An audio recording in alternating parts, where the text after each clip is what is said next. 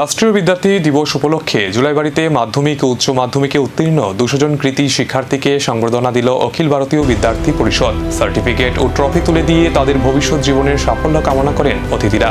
অনুষ্ঠানে উপস্থিত ছিলেন এবিপি ত্রিপুরা প্রদেশের সহ সম্পাদক রূপক সেন, ত্রিপুরেশ্বরী বিভাগের বিভাগ প্রমুখ অলোক ঘোষ, দক্ষিণ পিলাক জেলার জেলা সংযোজক প্রশান্ত চৌধুরী, মহকুমার সংযোজক সায়ন দত্ত, প্রাক্তন শিক্ষক নির্মলেন্দু চক্রবর্তী, জুলাইবাড়ি নগর সভাপতি বিশ্বজিৎ নম, নগর সম্পাদক অর্পণ বিশ্বাস সহ সংগঠনের বিভিন্ন স্তরের নেতৃত্ব এবং বিশিষ্ট ব্যক্তিরা। অনুষ্ঠান শেষে সাংবাদিকদের মুখোমুখি হয়ে জেলা সংযোজক প্রশান্ত চৌধুরী বলেন, 1949 সালের 9 জুলাই প্রতিষ্ঠিত এবিপির প্রতিষ্ঠা দিবস সারা দেশে রাষ্ট্রীয় বিদ্যার্থী পরিদর্শন হিসাবে পালিত হয়।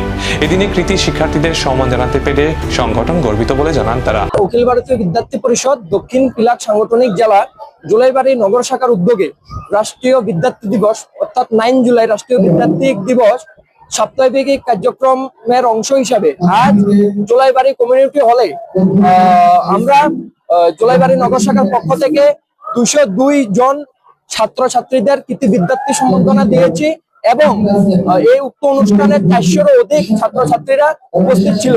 আমরা সমাজের মাধ্যমে এই বার্তা দিতে চাইছি, রাষ্ট্রীয় বিদ্যার্থী দিবস উপলক্ষে বিদ্যার্থী পরিষদ পুরো রাজ্য জুড়ে, তার সাথে আমাদের জেলাতেও এই কৃতী বিদ্যার্থী সম্বর্ধনা করছে এবং আগামী দিনও করবে, যাতে ছাত্রছাত্রীরা দেশের জন্য, সমাজের জন্য এবং পড়াশোনায় মনোযোগী হয় এবং আগামী দিনেও এই মেধাকৃতী বিদ্যার্থী সম্বর্ধনা পাওয়ার যোগ্য হয়ে ওঠে।